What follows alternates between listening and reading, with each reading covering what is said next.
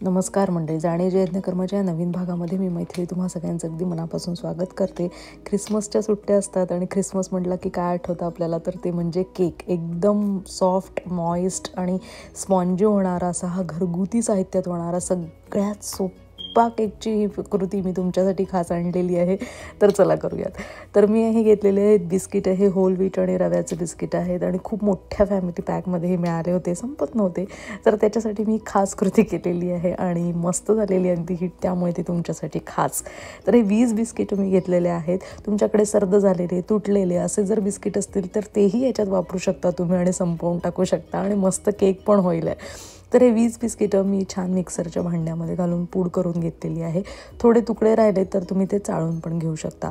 2 tablespoon याच्यात brown sugar घातलेली आहे. याच्याऐवजी तुम्ही गूळ किंवा साधी साखर पण घालू शकता. फक्त एवढंच आहे की साखरेचं प्रमाण कमी ठेवा, कारण बिस्किटं मुळात गोड आहेत. त्याच्यानंतर 1/4 कप इतकं कोको पावडर घातलं आहे, चॉकलेटचा फ्लेवर द्यायला केकला. आणि 4 टेबलस्पून खारकेची पूड घेतली आहे, जरा हेल्दी करायला, पौष्टिक करायला. तर तुम्ही खारकीची पूड नसेल किंवा करायची नसेल तर तुम्ही ड्रायफ्रूटची पावडर पण याच्यात घालू शकता, 4-5 चमचे. त्याच्यानंतर कोको पावडर पण तुम्हाला घाला नसेल, साधा फ्लेवरचा करायचा असेल तरी चालेल, किंवा याच्याऐवजी तुम्ही थोडंसं मिल्क पावडर घातलं तरीही चालेल, मस्त स्वाद येईल वेगळा. आणि आता हे अर्धा टीस्पून इतकं मी बेकिंग सोडा घातला आहे, 1 टीस्पून इतकं बेकिंग पावडर घातलेलं आहे. हे दोन्ही जर तुमच्याकडे नसेल तर याच्याऐवजी तुम्ही इनो फ्रूट सॉल्ट पण वापरू शकता, बिना फ्लेवरवालं.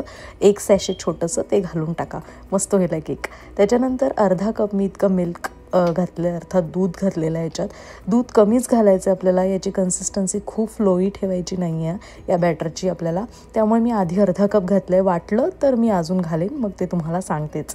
तर हे बघा, अशा प्रकारे हे घट्ट मिश्रण आपलं तयार झालेलं आहे आता मस्तपैकी केकचं. आणि जरा जास्त घट्ट वाटतं आहे. मी याच्यामध्ये आता घालणार आहे 2 टेबलस्पून इतकं दही. दही घालणं खूप गरजेचं आहे, कारण बेकिंग पावडर आणि बेकिंग सोडा हे वेगवेगळं काम करतं केकमध्ये आणि त्याला ॲक्टिवेट करण्यासाठी दही घालणं फार गरजेचं आहे. त्याच्यामुळे आपला केक एकदम जाळीदार, सॉफ्ट, स्पॉन्जी, मऊ आणि मस्त होतो. तर दही अवश्य घाला. 2 टेबलस्पून एवढ्या प्रमाणाला पुरेसं आहे. त्याच्यानंतर मी याच्यामध्ये थोडंसं दूध अजून घालणार आहे, 2 टेबलस्पून इतकं, कारण जरा जास्त घट्ट वाटतं आहे. तर अगदी हे बघा, तुम्हाला असं थोडं सरसरीत वाटतं आहे, पण एकदम म्हणजे काय म्हणतात, एकदम सैल पीठ आपल्याला करायचं नाही, एरवी जसं आपण करतो तसं नाही करायचं आहे. आणि जास्त मिक्स पण करायची याला गरज नाही आहे, एकच भांडं वापरायचं आहे, जास्त भांडी खराब होत नाहीत. आणि छान असं या स्टेजचं इतकं त्याला आपल्याला भिजवायचं आहे. खूप भिजवायचं नाही आहे जास्त, म्हणजे कट अँड फोल्ड जास्त करायचं नाही आहे, कारण मुळात बिस्किटांवर प्रोसेस झालेली आहे. आता हा 6 इंचीचा माझ्याकडे केक मोल्ड आहे, त्याला मी बटर पेपर घालून छान ग्रीस करून घेतलेला आहे. तुम्ही बटर पेपर नसेल तर नुसतं बटर वगैरे लावलं तरीही चालणार आहे, केक छान होईल. त्याच्यामध्ये हे बॅटर घालून घ्यायचं.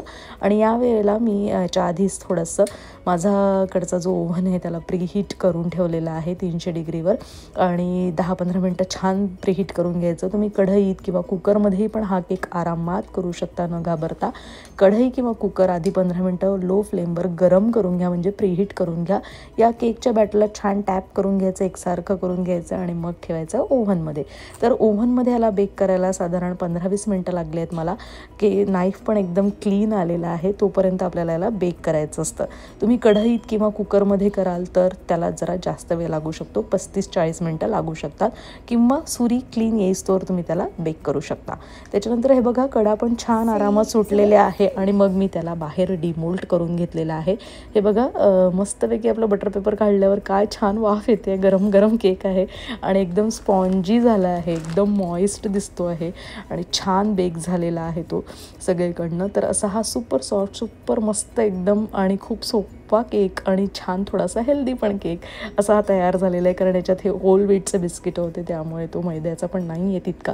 आणि छानपैकी खारीक पीठ वगैरे घातल्यामुळे वेगळी टेस्ट पण आलेली आहे याला, खूप छान झालेलं आहे. तर ही रेसिपी एकदा तुम्ही नक्की ट्राय करायला विसरू नका, जरूर ट्राय करून बघा, तुम्हाला ही आवडणारच आहे. आणि तुम्ही माझ्या चॅनलवर जर नवीन असाल तर सबस्क्राईब जरूर करा आणि लाईक शेअर पण जरूर करा. शेअर जास्तीत जास्त लोकांपर्यंत करा, मित्रमैत्रिणी नातेवाईकांपर्यंत, कारण ही रेसिपी तुम्हाला आवडली आहे तर त्यांच्यापर्यंत पण पोहोचू देत. आणि अशाच रेसिपीसाठी फॉलो पण करत राहा. सबस्क्राईब केल्यामुळे तुम्हाला नवीन नवीन रेसिपी लवकरात लवकर कळेल. बेल आयकनला पण क्लिक करायला विसरू नका.